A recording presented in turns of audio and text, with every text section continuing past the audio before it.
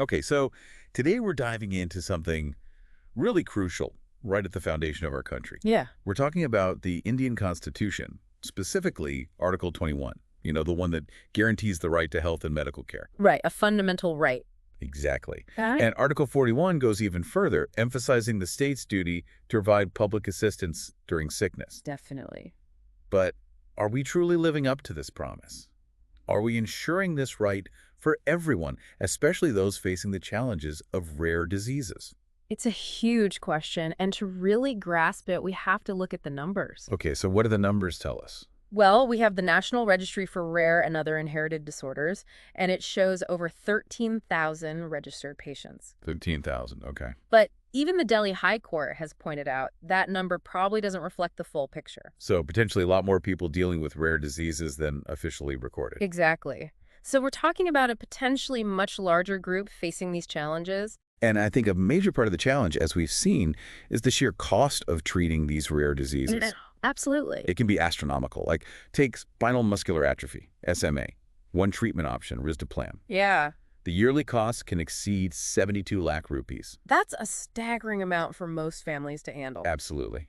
It's just not feasible for most people. Right. And that's where the National Policy for Rare Diseases, the NPRD, comes in. The NPRD, approved in March 2021, I remember that followed some action by the Delhi High Court. Exactly. So the court recognized the need for action, and that led to the policy. And later, an oversight committee was formed to oversee how it all works. So intentions seem to be in the right place, at least on paper. Yeah, you would hope so. But there's a catch, right? Oh, there's a big catch. The NPRD, it does offer financial aid, but it has a limit. 50 lakh rupees per patient. And when you think about the cost of something like risdiplam for SMA, that 50 lakh can disappear pretty quickly. Yeah, you're essentially leaving patients hanging. They need ongoing treatment, but the funds just aren't there. And it's even more complicated by the stance of the Union Ministry of Health and Family Welfare.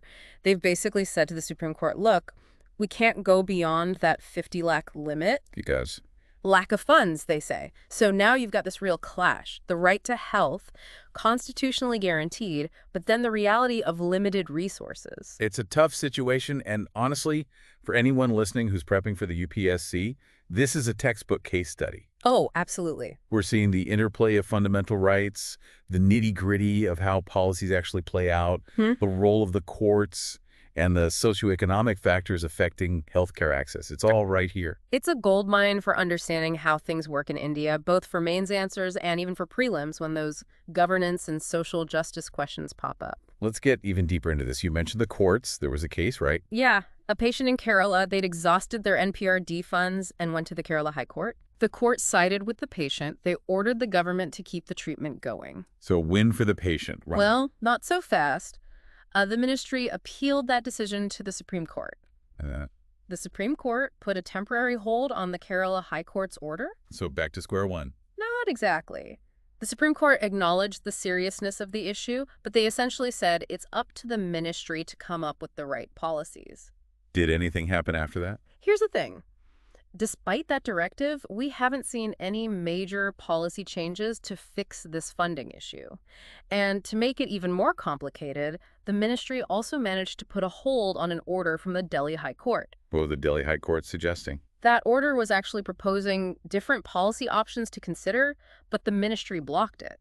So you can see there's no clear long-term plan from the government on how to ensure continuous treatment for these patients. That's like a legal ping pong match with the patients caught in the middle. Exactly. But let's talk solutions.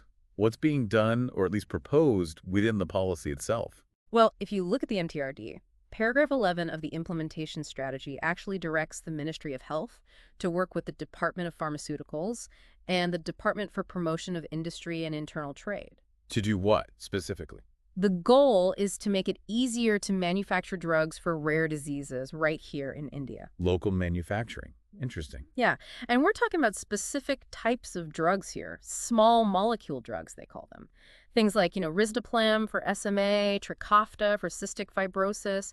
They're generally less complicated to produce compared to, say, biologics. So potentially we could be making these crucial medications right here in India. Exactly. And wouldn't that have a big impact on the cost? Oh, without a doubt. We've seen it time and again. When generic versions of drugs are launched, the prices can plummet. sometimes 90 to 95% lower than the original. Wow. That's a game changer for access. So India's pharmaceutical industry, it's already pretty well established, right? Oh, yeah. We've got the infrastructure, the expertise. It's all there. But there's a big, big hurdle. Okay, what's standing in the way? Patents. Patents, right, of course. Could you break that down for us? So a patent, it basically gives the inventor exclusive rights to produce and sell their drug for a certain number of years. Sure. But the issue with rare diseases is sometimes these patent holders will get patents in India for these life-saving drugs, but then decide not to sell them here. So they have the patent, but they're not making the drug available in India. Exactly. And that means, because of the patent, no one else can make a cheaper generic version here either, at least not during the patent period. So the drug might exist, but it's inaccessible to the people who need it. Exactly, and it lets them charge high prices in other countries where they do choose to sell it. It's a tough situation. So essentially, it's not about the drug being impossible to make in India. It's about legal roadblocks preventing local production and keeping the costs sky high. Exactly, but the government might not be completely powerless here. You mean there are ways around the patent issue? Well, there are international agreements like TRIPS, the trade-related aspects of intellectual property rights agreement, that have some flexibility built in. Like what? Governments can use those flexibilities, especially when it's about access to essential medicines, fulfilling public health needs. So the government has options. They don't have to just sit back and watch these patent monopolies play out. Precisely. There are policy tools they could utilize. This whole situation is a minefield of ethical and legal dilemmas.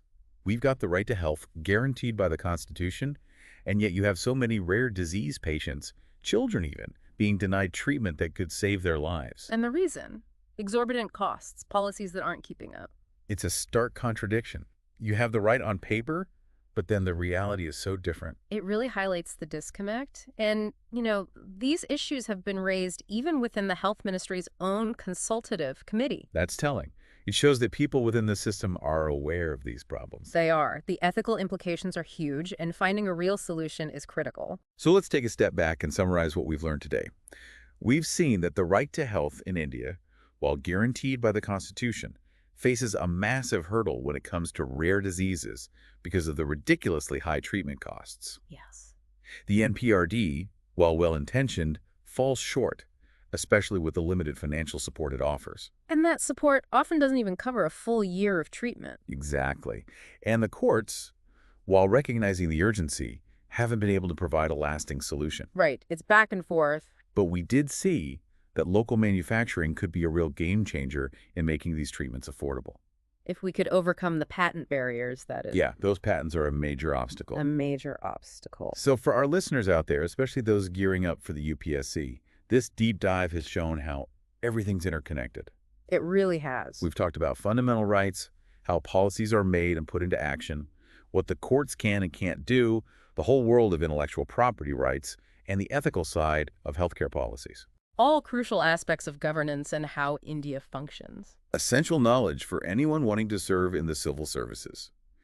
This isn't just about current affairs, it's about understanding the very fabric of India's challenges and potential solutions. Absolutely. And, when you think about India, we have this constitutional dedication to the well-being of our citizens.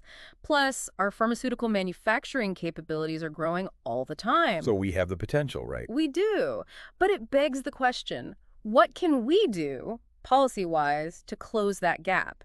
How can we make sure that everyone who needs these life-saving treatments, especially those facing rare diseases, can actually get them? That's the million-rupee question, and it's one we need to keep asking, keep pushing for answers. Absolutely. We want to hear from you, our listeners. What are your thoughts? What questions do you have? Hit that like button, subscribe to our channel for more deep dives like this, and leave your comments below. We're always eager to keep the conversation going. And just so everyone knows, our analysis today was based on the insights from the Indian Express, or IE, as it's commonly known. Yeah. Thanks for joining us on this deep dive. We'll be back with more soon. Until then, keep those brains buzzing. See you soon.